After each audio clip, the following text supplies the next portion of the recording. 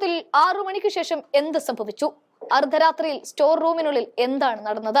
ഇവിഎമ്മുകൾ store റൂമിൽ നിന്നും എങ്ങോട്ടേക്കാണ് കൊണ്ടുപോയത്? ഉത്തരം കിട്ടിയേ പറ്റൂ. അവസാന തീരുമാനം പറഞ്ഞ് കോടതി രാജീവ് കുമാർ എന്ന മുഖ്യ തെരഞ്ഞെടുപ്പ് കമ്മീഷൻ പടിയിറങ്ങാൻ വരട്ടെ എന്ന അവസ്ഥയിലായി.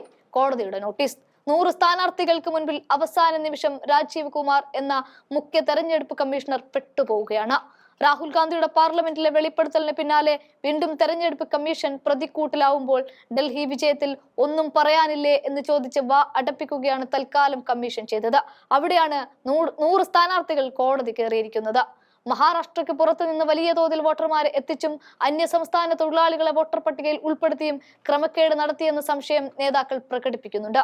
ഷിൻഡി നിയമസഭാ മണ്ഡലത്തിലെ ലോണിയിൽ BJP നേതാവ് രാധാകൃഷ്ണ വിഖെ പാട്ടീലിന്റെ ചുമതലയിലുള്ള മെഡിക്കൽ കോളേജ് ക്യാമ്പസിലെ ഒരു കെട്ടിടത്തിന്റെ വിലാസത്തിൽ 5000 വോട്ടർമാരെ ചേർത്തത് ചൂണ്ടിക്കാട്ടി കോൺഗ്രസ് തെരഞ്ഞെടുപ്പ് കമ്മീഷന് പരാതി നൽകിയിരുന്നു. ലോക്സഭാ തെരഞ്ഞെടുപ്പിന് ശേഷം 132 നിയമസഭാ മണ്ഡലങ്ങളിൽ 20,000 മുതൽ 25,000 പുതിയ വോട്ടർമാരെ വീതം ചേർത്തിട്ടുണ്ട്. ലോക്സഭാ തെരഞ്ഞെടുപ്പിൽ ഇതിൽ 62 നിയമസഭാ മണ്ഡലങ്ങളിലാണ് NDA ലീഡ് ചെയ്തിരുന്നത്. എന്നാൽ നിയമസഭാ തെരഞ്ഞെടുപ്പിൽ 112ലും NDA വിജയിച്ചു.